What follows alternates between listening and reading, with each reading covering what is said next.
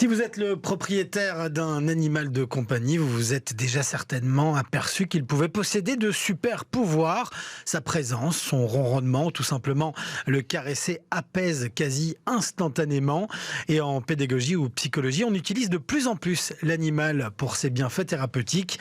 La zoothérapie, comme on l'appelle, est de plus en plus reconnue au Québec. On va en parler avec vous. Audrey Desrosiers, bonjour. Bonjour, merci. Alors, vous avez créé une clinique sur ce principe-là. Vous êtes également l'autrice de Au bout du museau, la révolution zoothérapique que Vanessa va vous montrer à l'écran dès qu'elle aura pris la parole. Est-ce que vous pouvez nous expliquer tout d'abord en quoi consiste la zoothérapie? Absolument. Donc, la zoothérapie, c'est une modalité d'intervention. Donc, on est déjà logopède, ergothérapeute, pédopsychiatre et on va ajouter la zoothérapie à sa pratique. C'est une approche, donc, au même titre que l'art-thérapie ou la musicothérapie, mais la présence des animaux fait à peu près la moitié déjà de la job, si je peux dire en bon français.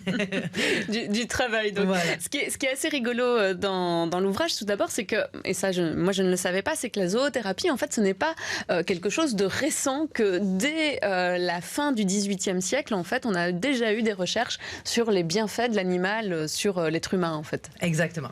De façon plus contemporaine, plus près de nous, 1950, Boris Levinson, aux États-Unis, s'est aperçu qu'avec son patient qui vivait avec de l'autisme, il y avait une connexion absolument remarquable avec son chien, alors qu'avec lui, pas du tout. Il s'est dit, tiens, il y a quelque chose d'intéressant. Puis 1970, Français, Dr Condoret, était ami avec Boris Levinson.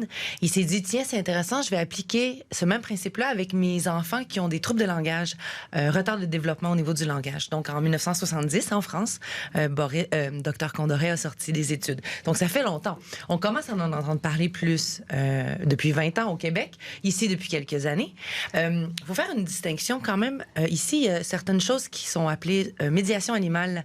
Oui, c'est ça. Là, c'est encore autre chose. Oui. Là, vous, ce que vous faites, c'est vraiment de la thérapie psychologique aussi, avec soit des jeunes patients pour des troubles notamment du comportement, des TDAH, ce genre de choses, aussi des troubles du langage, des troubles autistiques. Vous faites aussi avec des personnes donc, qui sont atteintes de démence, là, si on prend à l'autre bout de l'âge, plus avec Alzheimer. Est-ce que c'est compliqué aujourd'hui de faire accepter justement dans des institutions, que ce soit l'école ou les maisons de retraite, je sais que vous n'appelez pas ça comme ça au Québec, mais j'ai oublié le nom, dans les homes, donc chez nous, de venir avec un animal? En fait, c'est une question de bon vouloir de la direction, tout simplement. C'est comme ça que ça a commencé au Québec. Une direction était absolument convaincue, passionnée par les animaux, nous a dit, OK, ben oui, venez, oui, absolument. Puis l'autre à côté dit, ben non, je sais pas si c'est ça, les allergies, je suis pas certain. Ben, il suffit de suffisamment de convaincus pour donner l'espèce d'engouement. Après ça, nous, on a des assurances professionnelles. Évidemment, on est couvert on est régi par un code. Ouais. Et tout se fait toujours, de toute façon, aussi en respect de l'animal, ce qui est important. Les plus grands avancées que vous voyez, c'est notamment par rapport au langage, en fait? Oh mon Dieu, il y en a tellement. En langage, c'est parce que ça se remarque très rapidement. Un enfant qui a un retard de langage, qui se met soudainement à dire les mots de 3 syllabes correctement, à allonger ses phrases, à augmenter son vocabulaire, ben ça s'entend, on le voit. En Alzheimer, beaucoup, avec l'avancée de la maladie, de la démence, grande détresse psychologique, émotionnelle, anxiété. On voit tout de suite les résultats avec la zoothérapie aussi. Avec les cocos en troubles de... Ben les cocos, les ados, là, les petits préados très cool.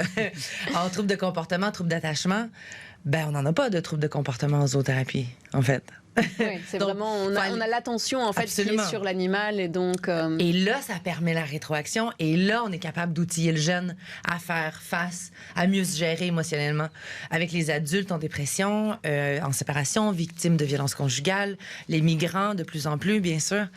Mais les résultats, c'est instantané, c'est la journée même qu'on les voit, les résultats, quand on arrive avec un animal. Parce que soudainement, tu as accès à la personne de façon complètement nouvelle. Ouais. Et ça peut être n'importe quel animal, donc chat, chien, enfin... Hérisson, furet, cochon d'Inde, cochon miniature, alpaga, mini-chevaux. J'ai 2 alpagas qui sont assez extraordinaires. Un mini-cochon spot... C'est Babe, le cochon, là? Oui. Oublie ça, là. T'arrives avec Babe, le cochon, il n'y a plus personne qui t'écoute, en fait. Ouais. Eh bien, écoutez, merci beaucoup. En tout cas, donc, si vous voulez en apprendre un petit peu plus sur la zoothérapie, donc c'est au bout du museau. Voilà, donc comme ça, vous pourrez en apprendre plus. Merci beaucoup, Audrey Desrosiers, d'être venue dans ce studio pour nous en parler. Merci de votre accueil. Merci.